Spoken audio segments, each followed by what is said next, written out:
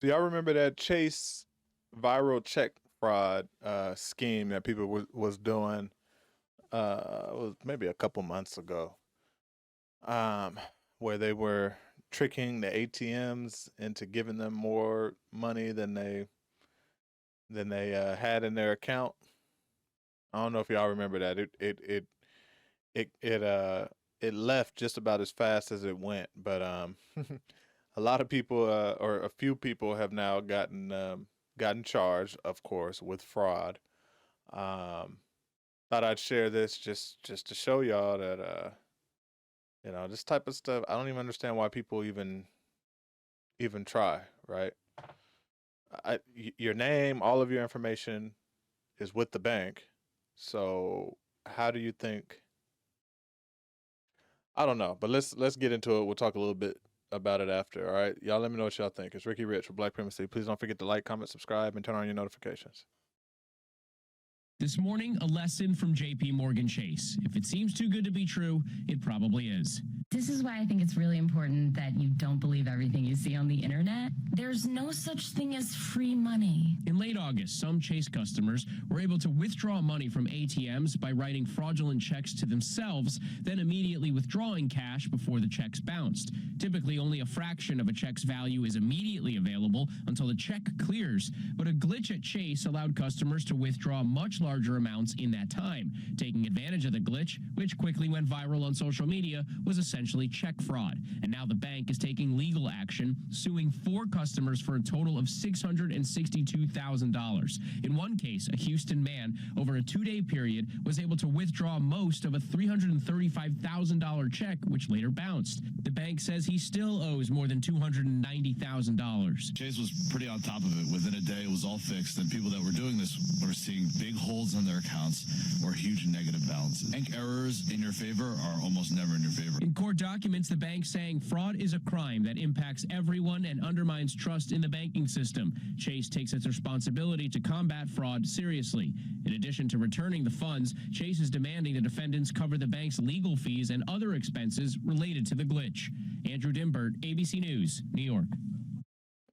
I don't understand where people's thought process goes with this type of stuff, right?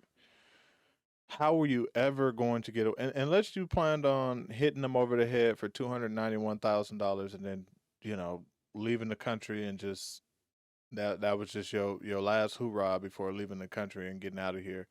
Even then, they'll find you and, likely arrest you. So it's like, where do people think, or how do people think they're going to get away with this?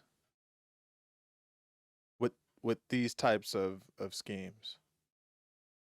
I'm just trying to figure out, you saw on social media that you could take a check that was not good or that's fraudulent or that is going to bounce to an ATM. They're going to give you a good portion of that, which has always been the case, right? And with this little glitch, you get more than usual. So you take the money, it doesn't clear. Now you owe the bank the money. So you either put the money back, which defeats the whole purpose of you doing it all to begin with, or the bank comes after you for the money. Even if they don't call it check fraud, it's going to be on your credit. You're always going to owe it. I just don't see where the where the win would have been at in this. I would like someone to tell me, someone who may know more than I do. Tell me how were you planning on ever getting out of this? And I guess some people don't, right? Some people have no plan. But if this is a way for you to get ahead, how are you getting ahead? Even if you ran off with the money, you're not ahead. I don't get it. I don't get it, but you know, I was talking to one of my close friends the other day, and I was telling him we were talking about the PPE loan, which I talk about here quite a bit on the channel because I think it's a good example for a lot of things. But I think in this case, I I'm willing to bet that most of those people that tried this got away with that PPE loan or the PPE. I always say PPE, the PPE loan, but I'm also referring to the uh, unemployment check, fraud or whatever. People were signing up and getting those unemployment cards, right? Um, that whole ecosystem of free money is what I'm referring to. People were, fraudulently signing up for PPE loans, and people were also fraudulently signing up for unemployment. Um, and I think, I always talk when I talk about that because there was, for whatever reason, I didn't have anything to do with it. Let me go on record and to say I didn't have anything to do with it, but there were someone used my address for the unemployment cards where quite a few unemployment cards got sent to my address, in which I just held on to them for a while because I didn't want the police knocking at my door. If the police knocked at my door, I say, hey, I didn't do anything. Here they are, and give them back to police. They never showed up, so I end up getting rid of them. Um, Throwing them away. That is getting rid of them. I have to be very clear. I'm not into that type of fraudulent behavior.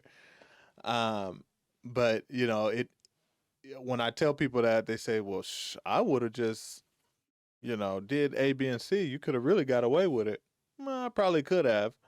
But then the problem is what I tell people is that then the next little scheme that, like, eventually you're going to get caught doing something. Like if I would have gotten away with that, I would have probably tried to do this chase thing too.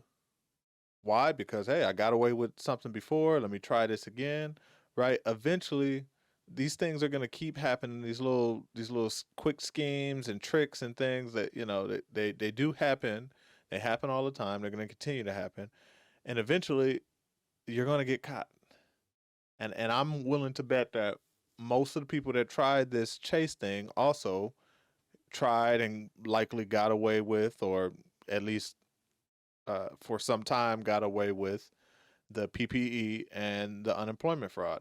I'm so confident that there's four people on this case. I guarantee you, at least three of them have done one or two of those things, one or both of those things before.